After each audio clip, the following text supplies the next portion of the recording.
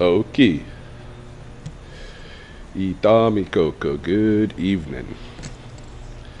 It is late at night, maybe almost midnight, on Tuesday, the 18th of February 2025, in the lunar cycle Pitaki on the Eagle Moon.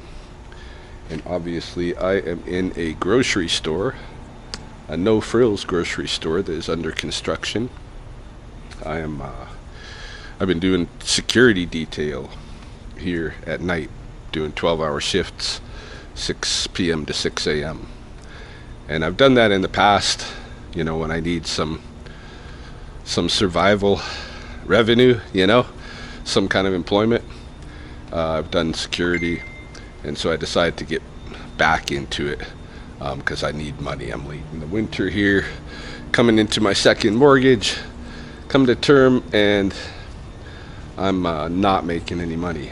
So I'm pulling security, long shifts, and I'm putting in lots of nights too, because like I'm doing 4 shifts in a row. Or this week, the only night that I took off was Wednesday so that I could go to the comedy club. All the other nights I'm doing the shifts here. I think I'm doing 72 hours or something like that just this week, trying to get some money together because I'm desperate. But in any case, with all of this time here, once when I get here, there's usually some workers, and then they leave after an hour or two, and then I lock myself in for the night, basically. And so I need stuff to do. I've been putting in lots of kilometers, walking around the store, walking. But I figured, some other stuff would be good too. I brought some things artistically I might want to do. Brought a deck of cards that I haven't touched yet. And I brought a book. A couple of months ago, I rented this book from the Lethbridge Public Library. And then one of our dogs, Hopper, the German Shepherd, promptly ate the book. So now I owe Lethbridge Public Library $30 or something for this book. And which is fine. And when I got it from the library, of course, it was with the intention of I'm going to read this novel. This looks like a fun novel. And I was looking to read some books. You don't go to the library unless you're looking to read some books. And so I picked it up, brought it home, read the first couple of chapters, and I'll tell you up front, this is the kind of book that it has a good clip to it. It starts off pretty fast, and it maintains a speed that's, to me, was a pretty good speed all the way through. But we'll talk about that. But anyway, but I didn't, even though it started off pretty good in a sense, I just never committed the time to the reading. You need time to read. And here, doing these security shifts, I got time. So I brought this book with me, having been like 2 chapters in for 2 months or whatever. And in 3 nights, I read it cover to cover. And I haven't done a book review in a while. Well, because I haven't finished any books. But having finished a book now, I thought, let's get back into doing book reviews. And especially if I'm going to be doing a lot more security shifts, which I think I will be, I need to make some money. I'll be doing a lot of reading at night. So I read this book. It's called 0 Stars. Do not recommend. And it's by MJ Wassmer, who, my understanding, is a first-time novelist. And I didn't know that picking up the book. It just happened to be on the kind of the hot recent books list, basically at the public library. And I read the little stuff on the back, and I thought, this looks like a fun book. So I pick it up, and it's a fun book. Once I got into it, walking around the store reading it, then I realized, how fun it was. I didn't get it when I first got, those first 2 chapters into it at home. And basically, the setup for this story is you have a young couple, kind of in their late 20s or something, Dan and Mara, and they are at this exclusive resort, the opening of this new exclusive resort in the Caribbean, some Bahamas resort or something. It's a little island unto itself, and you're flown in and such. And it was a big deal coming to this thing, and they got they got kind of a special deal. They still paid, but they got kind of a special deal, grand opening. And they knew that there was going to be, different people there. There was going to be famous people there, and who knows. So they're on this island, doing their beach resort thing, sitting around, sipping booze and getting in the water and laying in the sun and that kind of thing. But then all of a sudden, one bright and sunny afternoon, the sun itself, you could say it exploded. And sometimes in the book they talk about it as having exploded.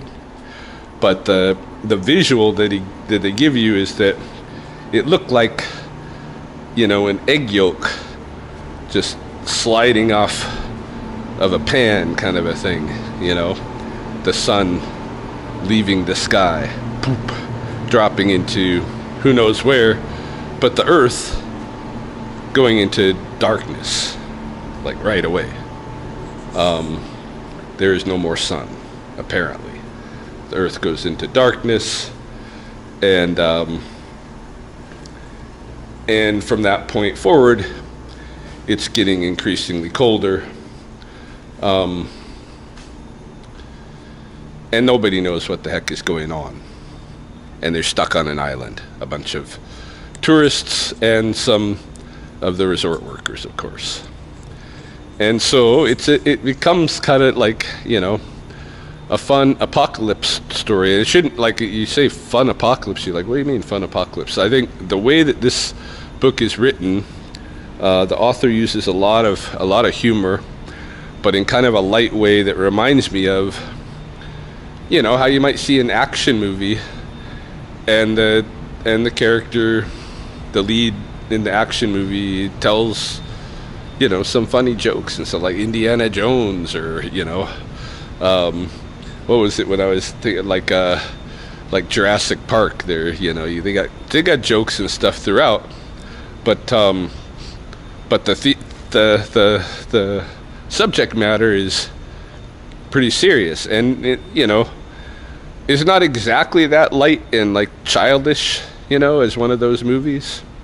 It's not like that, but it's not like, it is kind of like an easy humor. Hey, and I could see somebody like Pete Davidson, I think, would be a good Dan character. Might make a good Dan character, because you need somebody who's funny, who's gonna throw jokes out there, and somebody who's kind of a misanthrope too, because Dan is that way. This character Dan in the story, who's one of the main protagonist, him and his girl Mara, like, he doesn't really like people. He doesn't want to be around people. He doesn't want to make friends. He basically is opportunistic. He uses people for his advantage, and he finds fault in everybody, and pops off jokes and stuff like this at their expense. And so I could see someone like Pete Davidson being a Dan character. So you got Dan, you got Mara. The sun has dropped out of existence. Nobody knows what's happening, but everybody's told, go back to your hotels, and then at some point we will convene when we've learned some things, eh?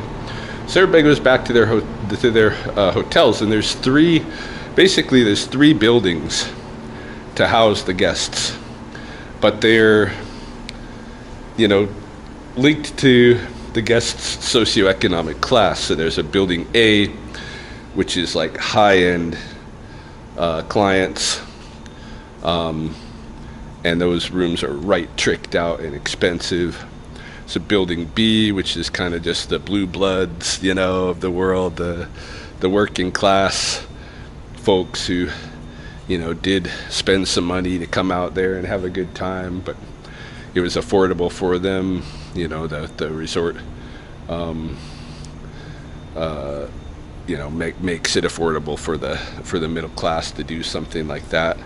And then you have the building C, which is more like, you know, these people they're from a lower socioeconomic class, but they got some kind of really good special deal. They're contest winners or, you know, whatever. But you basically got three different socioeconomic echelons represented by the residents of these 3 different buildings, and then you have the staff of the resort, and you have this weird astronomer, because there's an observatory on the island. Before it was a resort, there was this observatory on the island, and when they sold the island to the resort, they retained that observatory and the astronomer who's working there, doing some studies on, I think he was studying like the nearest potential habitable planets or something like that. Hey, but anyway, there is an astronomer, so they get to, of course, right away they get to ask the astronomer what's going on.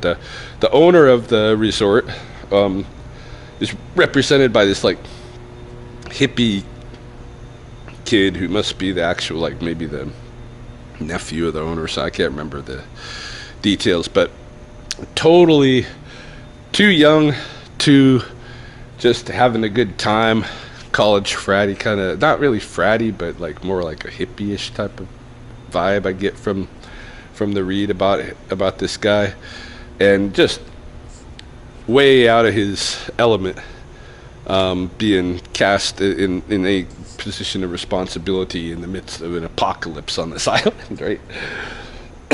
He is very quickly overtaken in authority by one of the building A guests, a woman who runs like basically a life coaching type of business that's super famous. Hey, super famous, and so she's all into exercise and yoga and eating right and all of this stuff. And I forget the name of her business, some like Beach Babes or something like this, but anyway, she's got this like southern drawl, and she's got this, you know, all kind of charisma to her and shit. She basically takes over authority, you know, on the island. And well, you know, everybody had gone back to their buildings, but then they were convened to come together, and this is when it becomes clear this woman's going to take some kind of position of authority. Right before she gets on the megaphone to talk, though, I think, this didn't happen quite at this point yet, but yeah, I'm getting ahead of myself. There's another meeting later where Dan takes a megaphone to say some things, and then she ends up getting it from Dan, and she's more charismatic and stuff. But him getting the megaphone makes a big deal, because later on, when everybody sees that the way that this woman's running things, it fucks everybody except the building A people, right? They end up opening there's an armory. They end up getting in and getting weaponized, so they have armed guards working for the building A for this woman, and they go around and they take all of the resource, all of the food and all of that kind of stuff, and they're the ones who are going to be the distributors of it and decide who did what, and they assign work details to everybody. You know, it gets to be this like class warfare story amidst this apocalypse, and that's the sad thing is you realize as this is going on, like nobody gets out of here alive, right? You find out that there is a small airplane. There's a few hangars on the island, but only one of them has an airplane in it, a small airplane that's broken down. But there is a pilot there, a guy who's been a long time pilot. He's there with his husband. He's a gay guy, and so there's a potential to fix this plane up and fly off the island. There was a boat. Some people got in a boat, like stole off in a boat at one night, but then the ocean just ate them. They turned up back on shore dead. You got all these characters that come out into this story, and there's like a Jersey couple who owns a deli who play a prominent role. There's the gay pilot that plays a prominent role, and his buddy. There's this woman who runs this thing. Her top guard is like this real meathead, was gonna, like, all his life wanted to be a stunt man, and but he's just like Mr. Violent, and when he gets in a position of like control over people's what they're doing, because he's armed and they're not, it gets pretty ugly, hey, some of the stuff with him. So you get to all the stories, like all this class warfare going on. Meanwhile, Dan is trying to get the fuck off the island. He wants to get off the island, get Mara home, so that she can at least be with her mom and her sister as the apocalypse, as they come to their end or whatever. So he befriends the pilot, kinda. He not really befriends anybody, but fakes it enough. He befriends the pilot, he befriends the deli owner guy. The three of them kind of launch this this quiet insurrection. At one point they make a really loud insurrection, hey. They get hundreds of people involved, and then some bad shit happens. Like, I don't want to give away a lot of the book, but I can say it was just a fast-paced story. It was fun. The premise of the sun blowing up or disappearing, I've never seen anybody use that. There's interesting stuff that happens that you won't expect in this story that also makes it fun. And yeah, I just read straight through it on my shifts.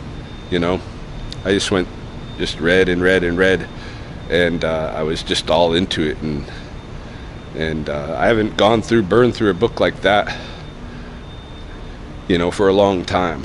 And it may just be because I'm on shift here, but I think this is a good book. I can see them making a movie out of this book real easily, and a movie that's humorous, that involves an actual comedian in the lead role, that's that humorous, but at the same time is kind of an action movie, and a good fast-paced one at that. Now, I did check out some reviews that people had done online. There's really not anything on YouTube much. One negative review, I think, is what I ran into on YouTube. But the written reviews, there's a few of them, and I did run into somebody that disagreed. This book, it starts off fast-paced, but then it lags and lags and lags and lags, and then gets kind of exciting again toward the end. I didn't find that to be true at all. I found it to hold a good clip all the way through, and to hold my interest. The story was shifting and moving, and you were learning things. You kept learning new things, and you kept seeing them try new things, new experiments to shift the control, of the resources and the way things were going. Like, nobody wanted to be in that kind of a situation.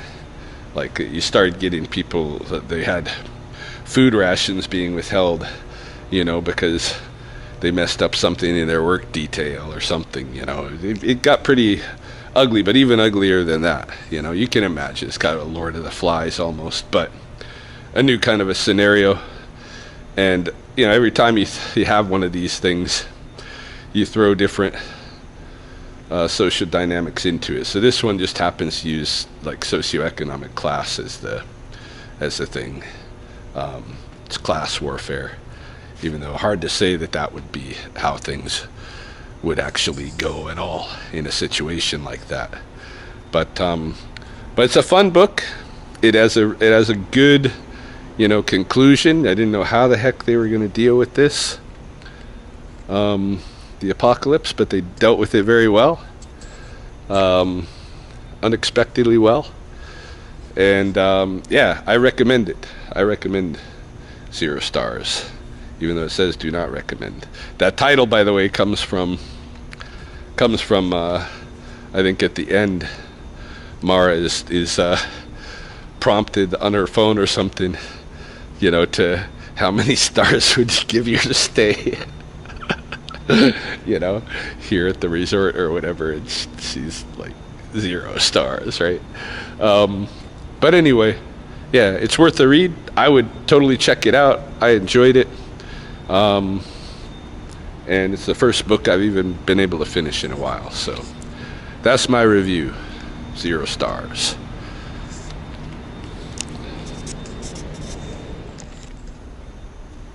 Oh, hey. I forgot to mention, this is the first book I've ever encountered with a whole section at the back that is questions to be asked by members of book clubs that are reading this. It has its own kind of study guide in the back of the book, which is funny. Hey, I didn't actually work through the questions, but if I had a book club, this would be a cool book to have at your book club, and it comes with its own questions. And of course you could develop more, but you might find some of the questions interesting. Anyway, thought I'd throw that in there too. Another little pitch, an extra little perk for this book. If you're a reader and that's why you're watching book reviews and you're considering this, there you go.